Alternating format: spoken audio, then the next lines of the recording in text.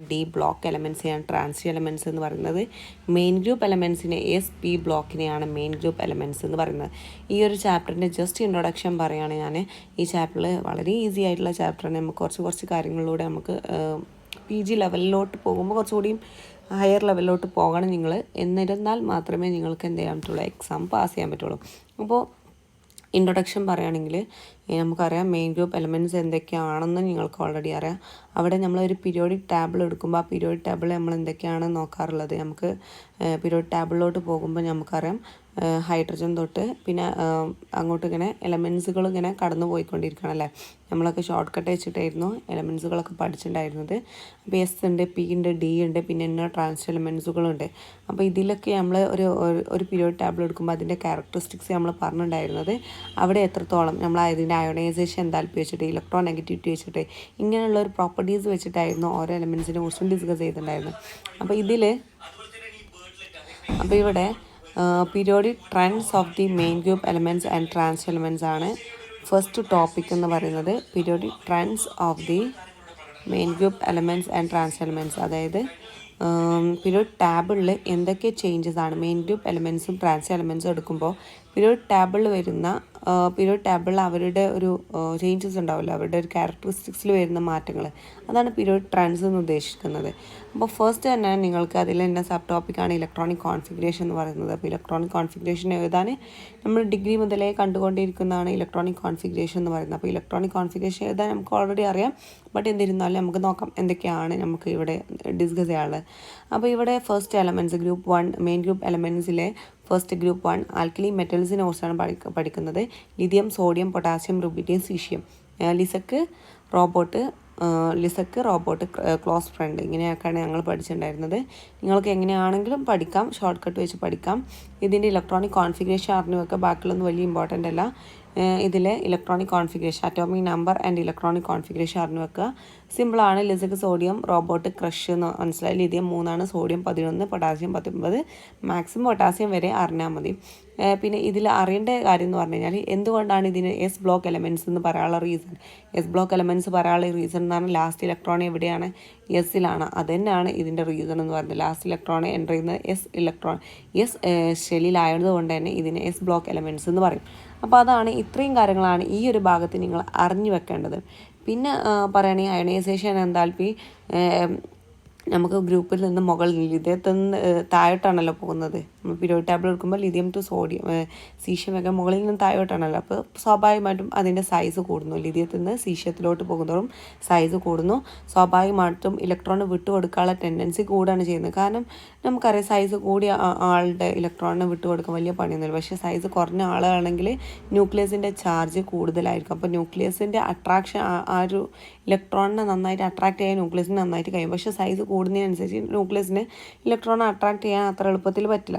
അതുകൊണ്ട് തന്നെ സൈസ് കൂടിയ ആളിൽ നിന്ന് നമുക്ക് എന്ത് ചെയ്യാൻ പറ്റും, ലാസ്റ്റിൽ വാലൻസ് ഇലക്ട്രോണെ എളുപ്പത്തിൽ നമുക്ക് റിമൂവ് ചെയ്യാൻ പറ്റും അല്ലേ. അപ്പോൾ അയണൈസേഷൻ എന്തായാലും അവിടെ എന്താണ് കുറയും ചെയ്യാം. അപ്പോൾ നമുക്ക് ലാസ്റ്റ് ഇലക്ട്രോണെ വിട്ട് കൊടുക്കാൻ അത്ര എനർജി ഒന്നും നമുക്ക് കൊടുക്കേണ്ട ആവശ്യമൊന്നുമില്ല. നമ്മൾ കുറച്ച് എനർജി കൊടുത്താൽ മതി, പെട്ടെന്ന് തന്നെ അങ്ങ് പോയിക്കോളും. കുറച്ച് എനർജി കൊടുത്താൽ തന്നെ ആ ലാസ്റ്റ് ഇലക്ട്രോൺ അങ്ങ് പോയിക്കോളും. അപ്പോൾ ലിഥിയത്തിൽ നിന്ന് സീഷ്യത്തിലോട്ട് പോകുന്നതോടെ നിങ്ങൾക്ക് ശ്രദ്ധിച്ചാൽ മനസ്സിലാവും അയണൈസേഷൻ എനർജി കുറഞ്ഞുകൊണ്ടിരിക്കുകയാണ്. കാരണം ലിഥിയത്തിൻ്റെ സൈസ് ഭയങ്കര കുറവാണ്. When compared to the sodium, potassium, rubidium, caesium വെച്ച് നോക്കുമ്പോൾ കുറവാണ് ചെയ്യുന്നത്. അതുകൊണ്ട് തന്നെ ലിഥിയത്തിൻ്റെ സൈസ് കുറയുന്നുണ്ട് തന്നെ ലാസ്റ്റ് ഇലക്ട്രോൺ വിട്ടുകൊടുക്കാൻ ന്യൂക്ലിയസിൻ്റെ അട്രാക്ഷൻ ലാസ്റ്റ് ഇലക്ട്രോണിന് ഭയങ്കര കൂടുതലായിരിക്കും. അപ്പോൾ സ്വാഭാവികമായിട്ട് എന്തായിരിക്കും, ലാസ്റ്റ് ഇലക്ട്രോൺ വിട്ടുകൊടുക്കാൻ നല്ല എനർജി കൊടുക്കേണ്ടി വരും. നല്ല എനർജി കൊടുക്കുക എന്ന് പറഞ്ഞാൽ ഹൈ അയണൈസേഷൻ എനർജി അവിടെ ആവശ്യമാണ്. ഇത്രയും കാര്യങ്ങൾ മനസ്സിലാക്കി വെക്കട്ടോ.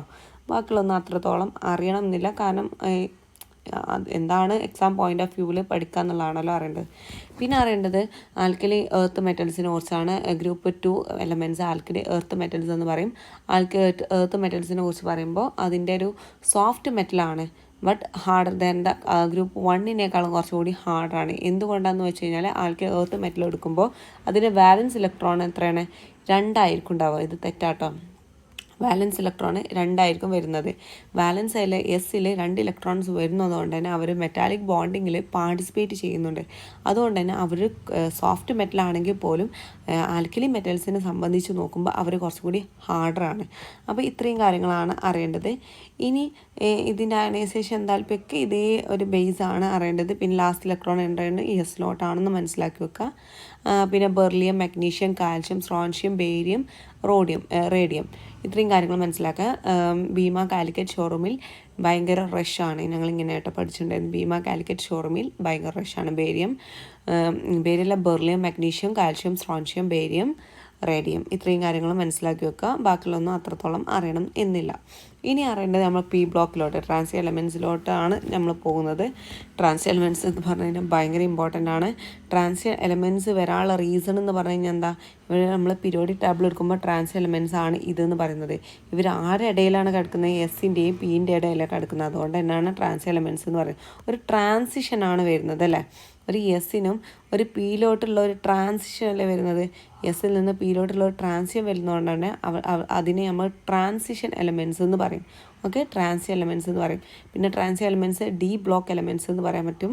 അത് ലാസ്റ്റ് ഇലക്ട്രോൺ എങ്ങോട്ടാണ് എൻ്റർ ചെയ്യുന്നത്? ഡിയിലോട്ടാണ് എൻ്റർ ചെയ്യുന്നത്. അതുകൊണ്ടാണ് ഡി ബ്ലോക്ക് എലമെൻറ്റ്സ് എന്ന് പറയുന്നത്. ഓക്കെ, ഇനി ട്രാൻസ് എലമെൻറ്റ്സ് എന്നുള്ള പേര് കൊടുക്കാനുള്ള റീസൺ എന്ന് പറഞ്ഞു കഴിഞ്ഞാൽ ഇൻകംപ്ലീറ്റ് ഡി സബ്ഷെൽ, അതായത് നമ്മൾ ഡി ഇലക്ട്രോൺ ട്രാൻസ് എലമെൻറ്റ്സ് എടുക്കുമ്പോൾ എല്ലാത്തിനും നമ്മൾ എടുക്കുകയാണെങ്കിൽ ഡി ഇലക്ട്രോൺ ഇൻകംപ്ലീറ്റ് ആയിരിക്കും. കംപ്ലീറ്റ് ആണെന്ന് പറഞ്ഞാൽ എന്താ, ഡിയിൽ 10 ഇലക്ട്രോൺ വരിക എന്നുള്ളതാണ് കംപ്ലീറ്റ്ലി ഫീൽഡ് ഡി ഓർബിറ്റൽ എന്ന് പറയുന്നത്. ഒന്നെങ്കിൽ D9 ആയിരിക്കും, D1 ആയിരിക്കും, D2 ആയിരിക്കും, D3 ഇങ്ങനെ. ഇതൊക്കെ ഇൻകംപ്ലീറ്റ് ആണല്ലോ. അതായത് 10 ഇലക്ട്രോൺ വരില്ല ഡി ബ്ലോക്കിൽ. അതുകൊണ്ടാണ് 10 ഇലക്ട്രോൺ വരാത്തത് കൊണ്ടാണ്, അല്ലെങ്കിൽ ഇൻകംപ്ലീറ്റ് ഡി സബ്ഷെൽ ആയതുകൊണ്ടാണ് ഇതിനെ ട്രാൻസിഷൻ എലമെൻറ്റ്സ് എന്ന് പറയാനുള്ള ഒരു കാരണം. ട്രാൻസിഷൻ എലമെൻറ്റ്സ് എന്ന് പറയാനുള്ള റീസൺ. പക്ഷേ എക്സെപ്ഷൻസ് ഉണ്ട്. പൊതുവെ എക്സെപ്ഷൻസ് വരും. സിങ്ക് കാഡ്മിയം Hg എടുക്കുമ്പോൾ നിങ്ങൾക്ക് മനസ്സിലാവും ഇവരുടെ ലാസ്റ്റ് ഇലക്ട്രോൺസ് ലാസ്റ്റ് ഡി സബ്ഷെല്ലിൽ കംപ്ലീറ്റ്ലി ഫിൽഡ് ആയിരിക്കും. അതുകൊണ്ട് തന്നെ ഇവർ സ്യൂഡോ ട്രാൻസിഷൻ എലമെൻറ്റ്സ് ആണ്. ഇവർ ട്രാൻസിഷൻ എലമെൻറ്റ്സിലാണുള്ളത്, പക്ഷേ ട്രാൻസിഷൻ എലമെൻറ്റ്സ് ആയിട്ട് അവർ ആക്ട് ചെയ്യുന്നില്ല. ജസ്റ്റ് ബിക്കോസ് എന്താണ് ട്രാൻസിഷൻ എലമെൻറ്റ്സ് എന്ന് പറഞ്ഞു. ട്രാൻസിഷൻ എലമെൻറ്റ്സ് എന്ന് പറഞ്ഞാൽ ഇൻകംപ്ലീറ്റ് ആയിട്ടുള്ള ഡി ഓർബിറ്റിലായിരിക്കും. ഡി ഓർബിറ്റിൽ ഇൻകംപ്ലീറ്റ് ആയിരിക്കും. സിങ്ക് കാഡ്മിയം Hg എടുക്കുമ്പോൾ അതൊക്കെ എന്തായിരിക്കും? ഇപ്പം ഞാൻ ഫോർ എക്സാമ്പിൾ സിങ്ക് എടുക്കുകയാണെങ്കിൽ സിങ്കിൻ്റെ ഇലക്ട്രോണിക് കോൺഫിഗറേഷൻ എന്ന് പറഞ്ഞാൽ AR ആർഗൺ 3D10 4s2 ആണ്. നോക്ക്, 3Dയിൽ എന്താണ്? ഫുള്ളി ഫിൽഡാണ്. നമ്മളിനി കാഡ്മിയം എടുക്കുമ്പോൾ അവിടെ 4D10 5s2 ആണ്. നമ്മൾ Hg എടുക്കുമ്പോൾ 5D10 6s2 ആണ്. അതായത് ഡി ഓർബിറ്റിൽ എന്താണ്? കംപ്ലീറ്റ്ലി ഫീൽഡ് ആയിട്ടുള്ള ഓർബിറ്റിലായിരിക്കും. അതുകൊണ്ട് തന്നെ അതെന്താണ്? കംപ്ലീറ്റ്ലി ഫീൽഡ് ആയതുകൊണ്ട് തന്നെ ഇവർ സ്യൂഡോ ട്രാൻസിഷൻ എലമെൻറ്റ്സ് എന്ന് പറയും. ഇവർ ട്രാൻസിഷൻ എലമെൻറ്റ്സ് ആണ് താനും, പക്ഷേ ഇവർ ട്രാൻസിഷൻ എലമെൻറ്റ്സിൻ്റെ പ്രോപ്പർട്ടീസ് ഇവരെന്ത് ചെയ്യുന്നില്ല, കാണിക്കുന്നില്ല. അതുകൊണ്ട് തന്നെ ഇവരെ സ്യൂഡോ ട്രാൻസിഷൻ എലമെൻറ്റ്സ് എന്ന് പറയും. അവരെ ട്രാൻസിഷൻ എലമെൻറ്റ്സിൽ കൂട്ടുന്നില്ല എന്ന് പറയാൻ പറ്റും. അപ്പോൾ ഇത്രയും കാര്യങ്ങൾ മനസ്സിലാക്കി വെക്കുക. ഇവരെ നിങ്ങളുടെ ടെക്സ്റ്റിൽ അതിനെക്കുറിച്ച് ഡിസ്കസ് ചെയ്യുന്നുണ്ട്. അതായത് group 12 would not called trans elements do not have incompletely filled. അതായത് കംപ്ലീറ്റ്ലി ഫീൽഡ് ആയിട്ടുള്ള ഡി ഓർബിറ്റിൽ ആയതുകൊണ്ട് തന്നെ അവരെ എന്ത് പറയുന്നില്ല? ട്രാൻസ് എലമെൻറ്റ്സ് എന്ന് പറയുന്നില്ല. 2 ഗ്രൂപ്പ് 12 ആയിട്ടുള്ളത് സിങ്ക് കാഡ്മിയം മെമ്പേഴ്സിനെ ട്രാൻസ് എലമെൻറ്റ്സ് ആയിട്ട് കൺസിഡർ ചെയ്യുന്നില്ല. കാരണം എന്താ? അവിടെ ഇൻകംപ്ലീറ്റ് ആയിട്ടുള്ള ഡി സബ്ഷെൽ ഇല്ല എന്ന് പറയാം. പിന്നെ നമ്മൾ മെർക്കുറിയും അതേ അവസ്ഥ തന്നെയാണ് മെർക്കുറിൻ്റെ കേസ് എന്ന് പറയുന്നത്. പക്ഷെ മെർക്കുറിൻ്റെ ഒരു റീസെൻ്റ്ലി റിപ്പോർട്ട് ചെയ്യുന്ന കാര്യം എന്ന് പറഞ്ഞു കഴിഞ്ഞാൽ ഇൻകംപ്ലീറ്റ്ലി ഫീൽഡ് ആവണമല്ലോ, എന്നാലല്ല ഡി ഓർബിറ്റിലാവുന്നുള്ളൂ. പക്ഷേ മെർക്കുറിൻ്റെ കേസ് പറയുകയാണെങ്കിൽ ഒരു ചെറിയൊരു കാര്യം റിപ്പോർട്ട് ചെയ്തു. അതെന്ന് പറഞ്ഞു കഴിഞ്ഞാൽ മെർക്കുറി ഒരു കോമ്പൗണ്ട് ഫോം ചെയ്യുന്നത് HgF4 എന്ന്. അവിടെ D8 ഇലക്ട്രോണിക് കോൺഫിഗറേഷനാണ് മെർക്കുറി കാണിക്കുന്നത്. D10 ആയാൽ മാത്രമേ അവർ ട്രാൻസ് എലമെൻറ്റ്സ് ആവാണ്ടിരിക്കുള്ളൂ. മെർക്കുറിന് നമ്മൾ പണ്ട് മുതലേ നമ്മൾ zinc cadmium mercury pseudo trans elements ആണെന്ന് കൺസിഡർ ചെയ്തത്. പക്ഷേ റീസെൻ്റ്ലി ഇപ്പോൾ റിപ്പോർട്ട് കണ്ടത് പ്രൂഫൊന്നുമില്ല ഇപ്പോഴും. പ്രൂഫ് മീൻസ് ഇപ്പോഴും അതിനൊരു കൺഫർമേഷനൊന്നും വന്നിട്ടില്ല. എന്നിരുന്നാൽ പോലും മെർക്കുറിൻ്റെ കേസ് പറഞ്ഞപ്പം HgF4 എന്നുള്ള കോമ്പൗണ്ട് ഫോം ചെയ്യുന്നതുകൊണ്ട് തന്നെ D8 ഇലക്ട്രോണിക് കോൺഫിഗറേഷൻ അത് കാണിക്കുന്നത് കൊണ്ട് തന്നെ മെർക്കുറിനെ ഇപ്പോൾ എന്തായിട്ട് കൺസിഡർ ചെയ്യുന്നുണ്ട്? ട്രാൻസ് എലമെൻറ്റ്സ് ആയിട്ട് കൺസിഡർ ചെയ്യുന്നുണ്ട് എന്നുള്ളതാണ് പറയുന്നത്. ഓക്കെ, ഇനി ട്രാൻസ് എലമെൻസിൻ്റെ ഫസ്റ്റ് സീരീസ് 3D സീരീസിനെ സ്കാൻഡിയം ടു സിങ്ക് ആണ് എന്ത് പറയാം, സ്കാൻഡിയം ടു സിങ്ക് ആണ്. ഞങ്ങൾ ഇതിനൊരു ഷോർട്ട് കട്ടായിട്ട് പഠിച്ചിട്ടുണ്ടായിരുന്നു, സ്കൂട്ടി വിക്രമൻ ഫെക്കോ നിക്കോ സിങ്ക്, സ്കൂട്ടി വിക്രമൻ ഫെക്കോ നിക്കോ സിങ്ക്, സ്കൂട്ടി വിക്രമൻ ഫെക്കോ നിക്കോ സിങ്ക് ഭയങ്കര ഇമ്പോർട്ടൻ്റ് ആണ്. ട്രാൻസ് എലമെൻസിൻ്റെ ഫസ്റ്റ് സീരീസ് എന്തായാലും അറിഞ്ഞിരിക്കുക. എൻട്രൻസിനായിക്കോട്ടെ, നിങ്ങൾ ഇനി അങ്ങോട്ടൊരു കോമ്പറ്റേറ്റീവ് എക്സാം, സെറ്റ്, നെറ്റ് പോലുള്ള എക്സാമുകൾ അല്ലെങ്കിൽ PSC ഒക്കെ അറ്റംപ്റ്റ് ചെയ്യുമ്പോൾ ട്രാൻസ് എലമെൻസിൻ്റെ ഒരു കോർഡിനേഷൻ കോമ്പൗണ്ടിലോട്ടൊക്കെ പോകുമ്പോൾ ഈ ട്രാൻസ് എലമെൻസിൻ്റെ ഫസ്റ്റ് സീരീസ് അറിഞ്ഞിരിക്കണം. Scandium, titanium, vanadium, chromium, manganese, iron, cobalt, nickel, copper and zinc. അതായത് സ്കൂട്ടി വിക്രമൻ ഫെക്കോ നിക്കോ സിങ്ക് ഞങ്ങൾ ഇങ്ങനെ കേട്ടോ പഠിച്ചിട്ടുണ്ടായിരുന്നു. നിങ്ങൾക്ക് അങ്ങനെയും പഠിക്കാം. ഇതിന് എളുപ്പത്തിൽ നമുക്ക് പഠിക്കാൻ പറ്റും. ആർഗൺ 18 സ്കാൻഡിയം 21, 22, 23, അങ്ങനെ 24, 25, 26, 27, 28, 29, 30 വരെ. ഇങ്ങനെ 21 തൊട്ട് 30 വരെ പോകുന്ന അറ്റോമിക് നമ്പറാണ്. നമുക്ക് ഈ അറ്റോമിക് നമ്പറൊന്നും നിങ്ങൾ അറിയണ്ട, നിങ്ങൾ എളുപ്പത്തിൽ പഠിച്ചു വെക്കുക. നമുക്കറിയാം 3D സീരീസ് ആണെന്ന് മനസ്സിലായി. അപ്പോൾ സ്കാൻഡിയത്തിന് 3D1, titanium 3D2, vanadium 3D3, chromium 3D4 ആണ് വരുന്നത്. പക്ഷേ ഇവിടെ 3D5 വന്ന് ഫോറസ് 1 മാറി. എന്തുകൊണ്ടാണ്? നമുക്കറിയാം ഡി ഓർബിറ്റിൽ ഹാഫിൽ ഫിൽഡും അതുപോലത്തെ ഫുള്ളി ഫിൽഡ് ആകുമ്പോഴാണ് കുറച്ചുകൂടി സ്റ്റെബിലിറ്റി അറ്റൈൻ ചെയ്യുന്നത്. അതുകൊണ്ട് തന്നെ ഫോറസ്റ്റിൽ ഒരു ഇലക്ട്രോൺ ഇങ്ങോട്ട് വന്ന് 3D5 ആയിട്ട് മാറി. പിന്നെ 3D5, 3D6, 3D7, 3D8, 3D9 പകരം ഇവിടെ 3D10 വന്നത് എന്തുകൊണ്ടാണ്? ഫുള്ളി ഫിൽഡ് ആകുമ്പോൾ കുറച്ചുകൂടി സ്റ്റേബിൾ ആകും. ഈ 2 എക്സെപ്ഷൻസ് മനസ്സിലാക്കി വെക്കുക. Chromium and copper, zinc 3D10.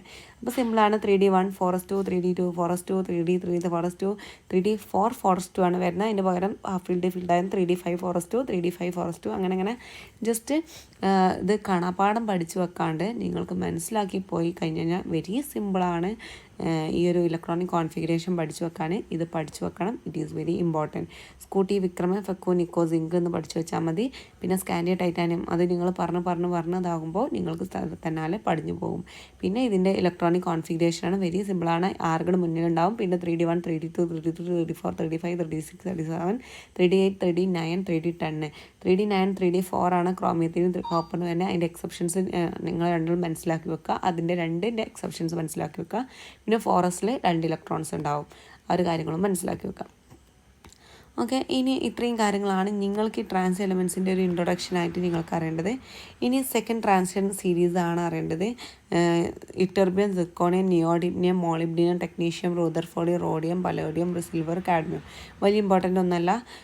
ഞങ്ങൾ കുറച്ചും കൂടി എളുപ്പത്തിൽ പഠിച്ചത് സ്കൈലാൻഡ്, പിന്നെ ടീസർ ഹാഫ്, വിനപ്റ്റ, ക്രിമോവ്, മോനെ, TC, റെഡിയാണ്, ഫിറോസ്, പിന്നെ കോറി, നീ പോട, പട്ടി, പിന്നെ copper, silver, gold, zinc, cadmium, HG. ഇങ്ങനെയാണ് ഞങ്ങൾ പഠിച്ചു വെച്ചിട്ടുണ്ട്. കുറച്ചും കൂടി എളുപ്പത്തിന് അങ്ങനെയാണ് പഠിച്ചു വെച്ചിട്ടുണ്ട്. ഇങ്ങനെ ഇല്ലാതെ പിന്നെ ഈ ഒരു ഭാഗം മാത്രം ഇങ്ങനെ പഠിച്ചു വെക്കാനുള്ള റീസൺ എന്ന് പറഞ്ഞാൽ ഇത് നമുക്ക് ഇനി ഫെർദർ ആയിട്ടുള്ള പ്രോബ്ലംസിലോട്ടൊക്കെ ആവശ്യം വരും. മറ്റൊന്നും അത്രത്തോളം ആവശ്യം വരുന്നില്ല. പിന്നെ തന്നെ lanthanum, hafnium, tantalum, tungsten, rhenium, osmium, iridium, platinum, gold, mercury. കാര്യങ്ങളൊക്കെ അറിഞ്ഞു വെക്കുക, വെരി ഇമ്പോർട്ടൻ്റ് ആണ്. ഓക്കെ, ഞാൻ പഠിച്ച ആ ഒരു മെത്തേഡായാലും കുഴപ്പമില്ല. ഇനി